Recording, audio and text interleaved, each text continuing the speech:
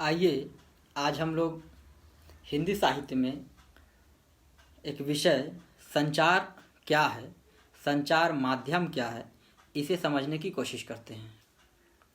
ध्यान देंगे, जनसंचार मुख्य रूप से दो शब्द से बना है। दो शब्द, एक जन, दूसरा संचार। जन जोड़ संचार। जन का मतलब हम मनुष्य, और हम मनुष्य एक सामाजिक प्राणी है, विवेकशील प्राणी है। हमारे पास ज्ञान है, बुद्धि है, तर्क है, ये सब कुछ है।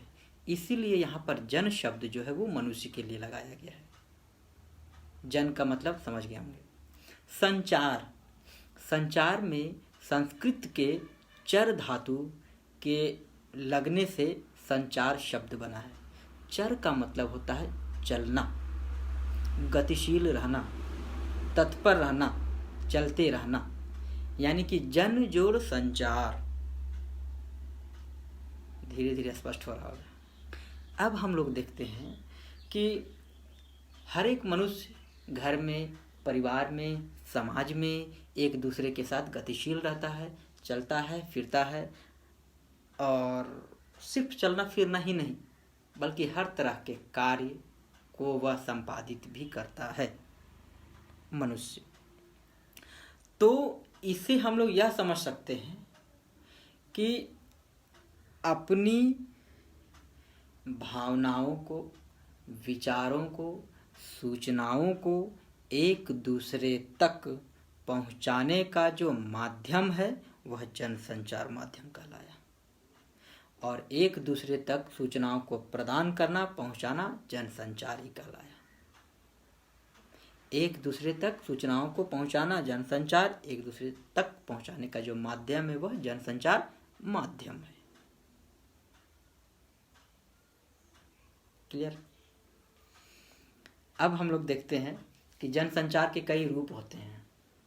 कोई व्यक्ति किसी को अभिवादन कर रहा है, किसी को प्रणाम कर रहा है, किसी को पैर छू करके अभिवादन कर रहा है, या किसी को इशारे में बुला रहा है, यह भी जनसंचार का ही रूप हुआ, लेकिन सांकेतिक रूप हुआ।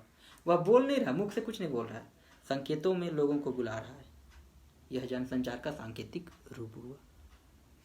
उसके बाद कभी कभी देखते हैं कि कोई व्यक्ति अकेले में बैठा हुआ है, कुछ सोच रहा है, अपने आप में कुछ योजना बना रहा है, कुछ चिंतन कर रहा है। यह भी जनसंचार का एक रूप हुआ, और जनसंचार का यह बुनियादी रूप हुआ।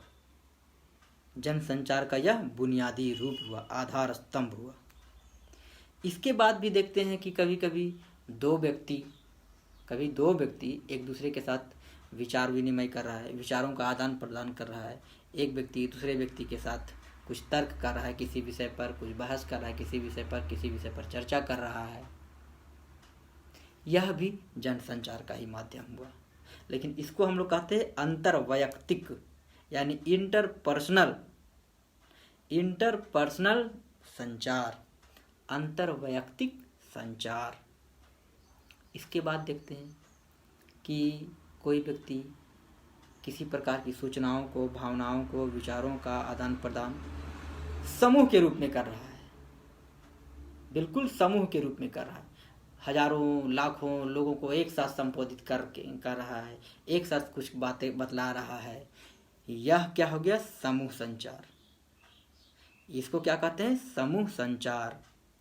रेडियो में, टीवी में, सोशल मीडिया में, या तो हम लोग और भी कुछ माध्यम रहेगा, इंटरनेट के माध्यम से या अन्य माध्यम से एक दूसरे तक जो हजारों लाखों तक सूचनाओं को प्रदान करवाते हैं या करते हैं हम लोग दूसरे के माध्यम से, वह भी समूह संचार हुआ।